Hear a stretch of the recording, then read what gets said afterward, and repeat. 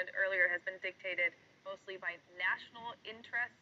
How has that affected India's ties with the West? They would have liked to see a strong condemnation of the war, I'm assuming.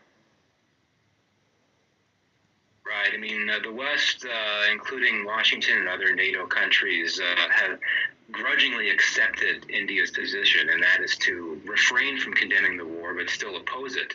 And I think that for India, it's been experiencing a major diplomatic challenge. This is one of the many reasons why it doesn't support Russia's war in Ukraine. It's put India in a very difficult spot where it has indeed sought to appease both the West and Russia by essentially standing on the fence and refusing to condemn the war, but also calling for it to end.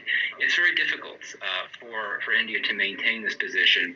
For now, so long as we continue to see this stalemate playing out in Ukraine, I think it can continue to do that successfully, in the sense that its ties with both Russia and the West have remained quite robust over the last few years, despite the war.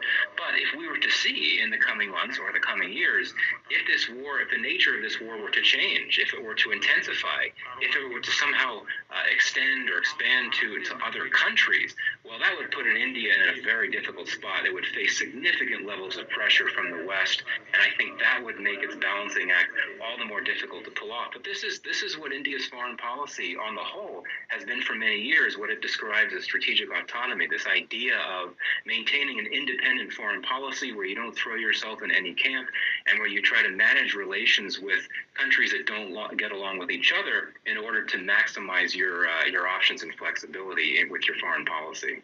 Has it paid off so far? Well, I mean, it has, in the sense that, today, India's relations with Russia are in a very good place. Its relations with the U.S. and the NATO states on the whole are in a very good place. Its relations with the West are in a good place. Its relations with the global South, which generally has good relations with Russia, are in a very good place.